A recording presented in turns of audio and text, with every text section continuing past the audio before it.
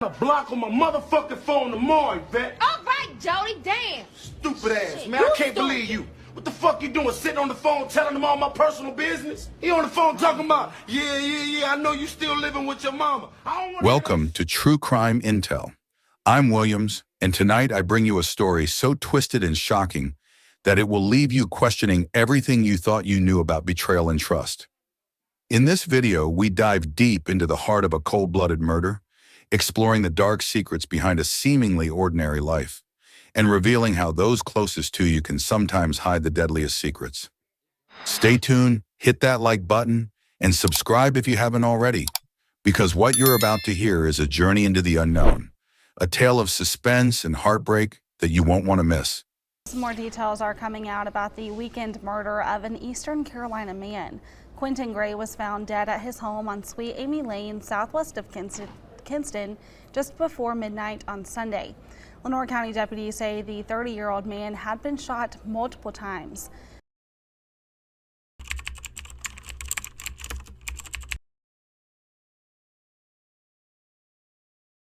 It was just after midnight on a bitterly cold December evening. In a quiet town where everyone believed they knew each other, an eerie silence reigned over the neighborhood. But behind those closed doors, something was terribly wrong. On December 8, 2024, Lenoir County's emergency dispatch received a frantic 911 call that would change lives forever. A woman who called 911 told authorities that someone broke into her home and shot Gray. Let's take a listen to the 911 call. And you said he was shot, and is he breathing? No, I don't think so. All right, when did this happen? Like 5 minutes ago? All right. And how many is injured? Is it just him? Yes, it's just him. All right, and how many suspects were involved? I don't know, sir. I was there with my bed and I just heard gunshots.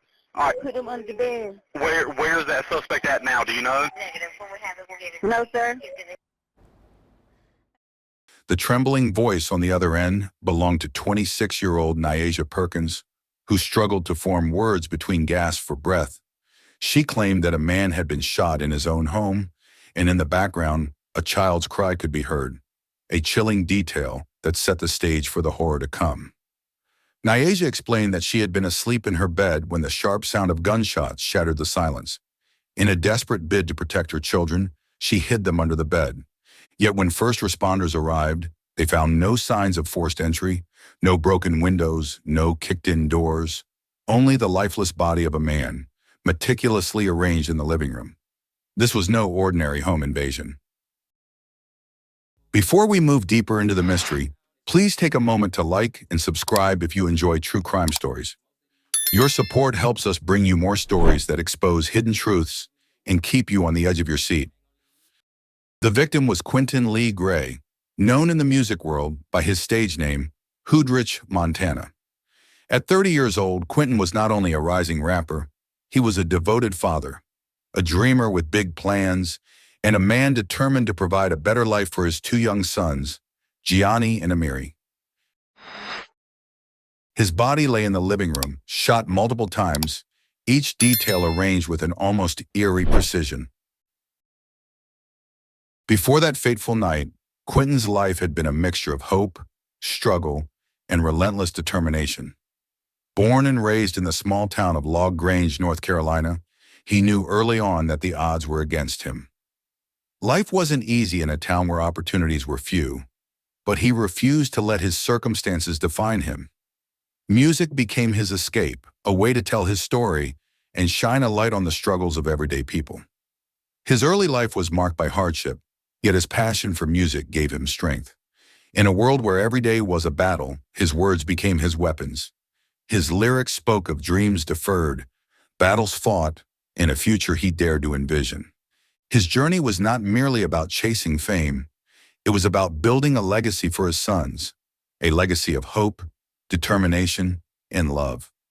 Friends and family remembered him as a talented artist and as a gentle soul who cared deeply for those around him. Every track he recorded was a promise to rise above the challenges and never allow the darkness to extinguish the light of hope. Yet beneath the warm exterior of a caring father and passionate musician lay a secret life that would soon shatter everything. It seems like everybody around me keep leaving. Play with my feelings and I don't give them a reason. They take my heart and they break it all into pieces. It seems like everybody around me keep leaving. It seems like everybody around me keep leaving. Play with my feelings and I don't give them a reason.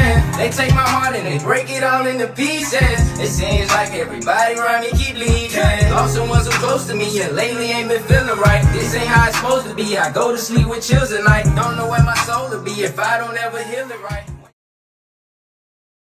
The relationship between Quinton and Nyasia was far more complex than anyone could imagine. For years, they had built a life together that, from the outside, appeared picture perfect.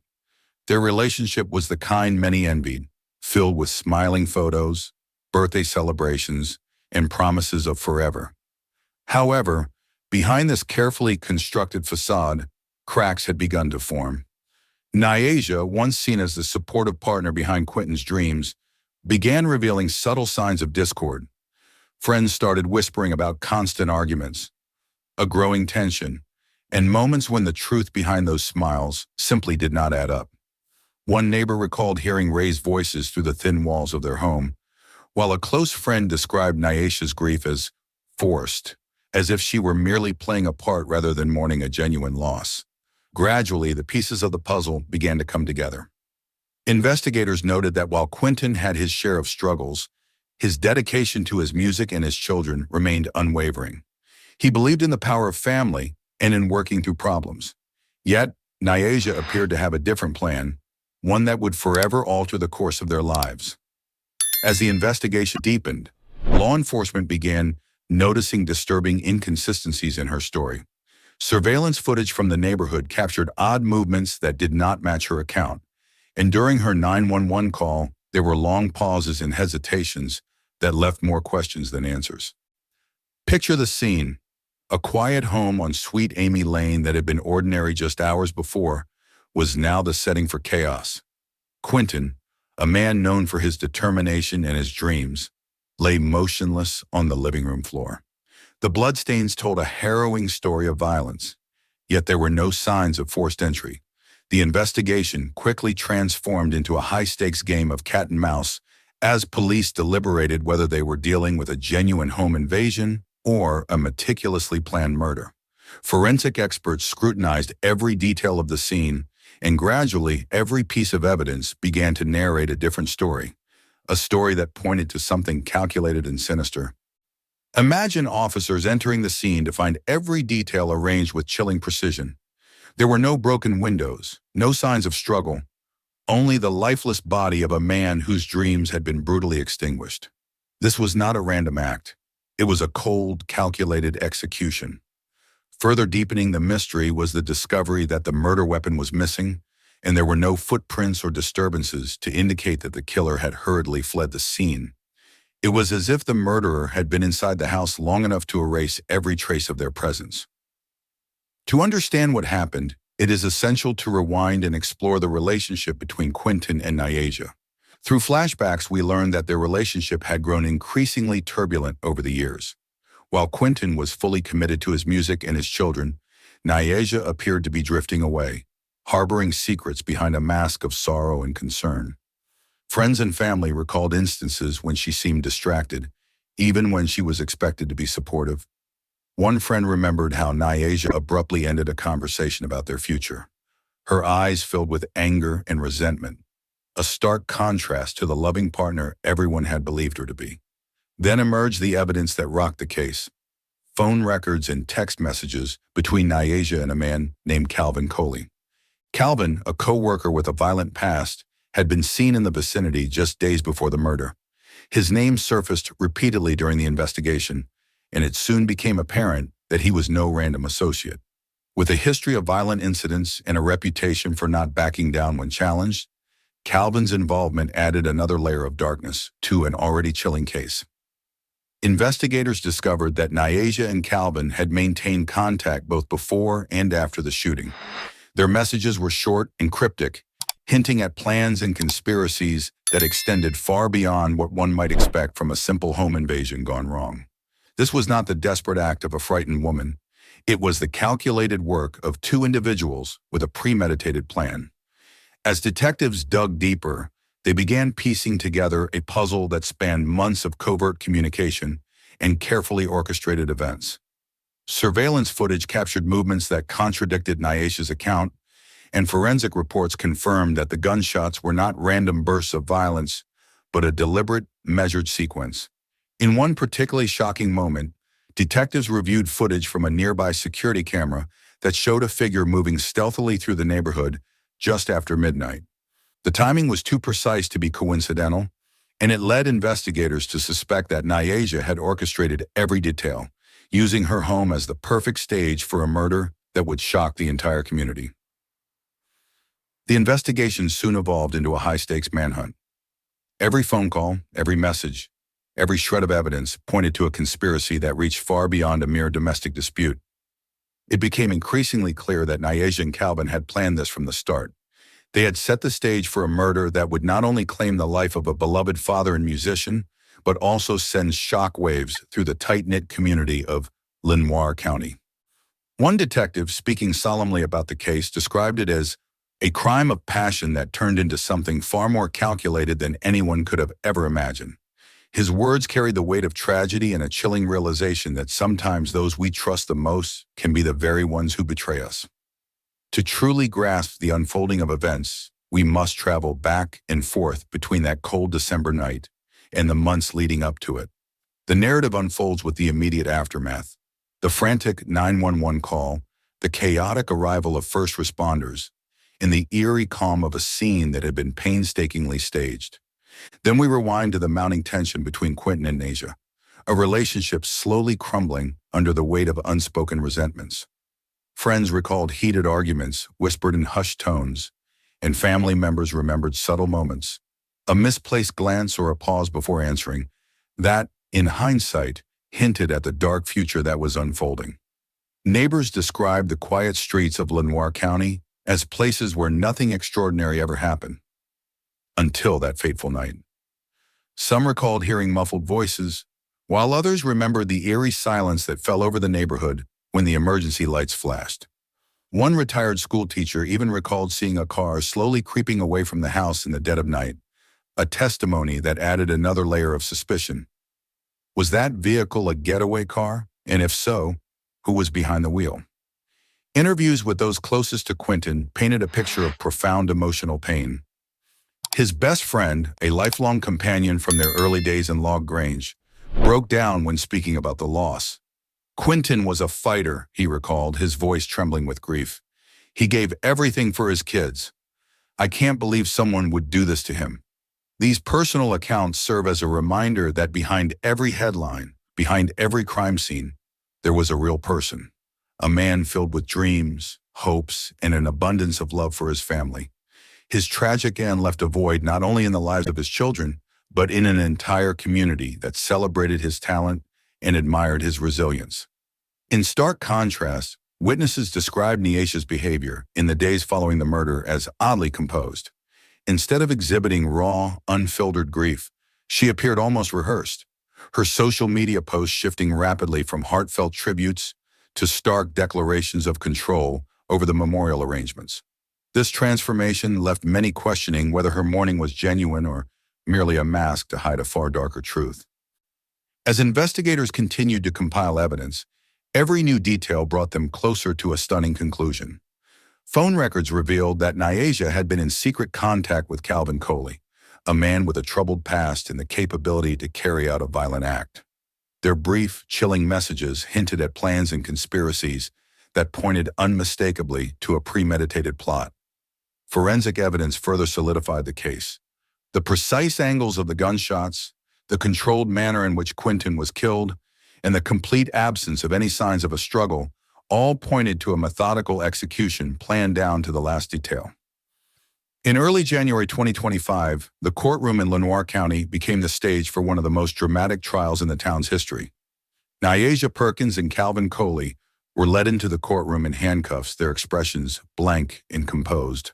The weight of every piece of evidence was laid before them as charges of first-degree murder and felony conspiracy were read aloud. Witness after witness took the stand, Family members recounted memories layered with sorrow and betrayal, while the evidence painted a picture of a meticulously orchestrated crime. As the trial neared its end, the tension in the courtroom reached an almost unbearable pitch. When the judge asked for any final statements from the defense, there was only silence, a void where answers should have been. The investigation had conclusively revealed that Nyasia and Calvin had conspired long before that fateful night. The careful planning, the subtle hints in their communications, and the orchestrated chaos of that midnight call all pointed to a murder executed with cold precision. And yet, even as the wheels of justice began to turn, many questions remained unanswered. What was the true motive behind their actions? Was it greed, a personal vendetta, or a deep-seated desire to erase the past? As the courtroom closed on that dark chapter of Lenoir County's history, the unresolved elements of the case promised that this story was far from over. Reflecting on this tragedy, one cannot help but feel the profound emotional weight of a life cut brutally short. Quinton Lee Gray was not merely a victim of a premeditated murder. He was a loving father, a passionate musician, and a beacon of hope in a community that clung to the promise of a better future. His two young sons, Gianni and Amiri, are now left to navigate a world where the one person meant to protect them became their greatest source of pain. In the quiet aftermath of the trial, as the community tried to piece together the remnants of a shattered life, the human cost of this betrayal became heartbreakingly clear. Family members struggled to accept that the woman they once trusted had orchestrated the very act that tore their family apart. The scars of betrayal run deep, and the search for truth is often accompanied by unending grief. Interviews with those who knew Quinton reveal a man determined to rise above his struggles. His passion for music, his unwavering commitment to his children, and his steadfast belief in redemption inspired everyone around him. Yet that very passion was exploited by someone who was meant to be his partner, a partner who turned out to be the architect of his downfall. Even months after the trial, unanswered questions continue to haunt Lenoir County. Rumors of additional conspirators, further evidence that has yet to surface, and mysterious phone calls all leave us with a chilling thought. In a case filled with betrayal and deception, could there be even more secrets waiting to be revealed? The story of Quinton Lee Gray remains far from closed. It serves as a living reminder that the search for truth is a relentless journey, one that may one day expose even more shocking revelations about the people we once trusted. Today's account is more than just a recounting of events. It is a window into the darkest corners of the human heart. Quinton's life, though tragically cut short, continues to inspire those who knew him, and his story stands as a testament to the fragility of trust and the profound consequences when that trust is shattered. Behind every headline and every crime scene lies a real life, forever changed by a single fateful moment. If you feel moved by this story, if you believe every victim deserves to have their truth told, please hit that like button, subscribe to True Crime Intel, and share this video with your friends and family. Your support not only helps us continue our work, but also keeps the memory of those lost alive through the pursuit of truth and justice. Sometimes the most dangerous secrets are hidden in the hearts of those we think we know best. Keep your eyes open, question everything, and never stop searching for the truth. Thank you for watching True Crime Intel. I'm Williams, and I promise to keep uncovering the hidden stories behind every shocking case. Stay safe, and until next time, keep seeking the truth.